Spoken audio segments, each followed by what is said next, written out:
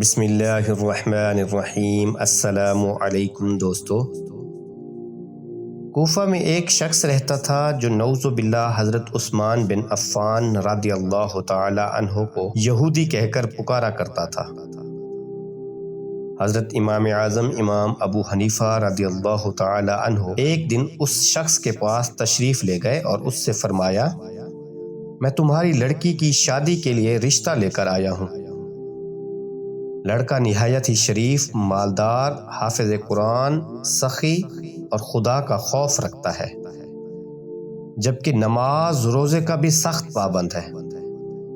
یہ سن کر وہ شخص بہت خوش ہوا اور کہنے لگا، رشتہ بہت ہی اچھا اور بہت ہی پیارا ہے، اور اگر اس سے کم حیثیت والا بھی ہوتا تو میں منظور کر لیتا۔ حضرت امام ابو حنیفہ رضی اللہ تعالی عنہ نے فرمایا، مگر اس میں ایک خامی ہے، وہ لڑکا یہودی ہے۔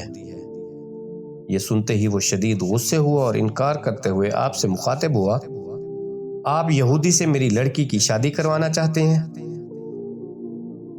حضرت امام ابو حنیفہ رضی اللہ تعالی عنہ نے جواب دیا، تمہارے خیال کے مطابق رسول اللہ صلی اللہ علیہ وآلہ وسلم نے اپنی 2 شہزادیوں کی شادی ایک یہودی سے کی تھی۔ یہ سنتے ہی وہ شخص بہت شرمندہ ہوا اور اس نے فوراً توبہ کی اور اللہ تبارک و تعالی سے معافی مانگی۔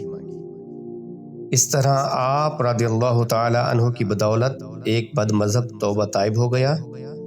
اللہ کریم ہمیں گمراہی سے بچائے، آمین۔ ویڈیو کو لائک کریں اور سبسکرائب ضرور کریں۔ جزاک اللہ۔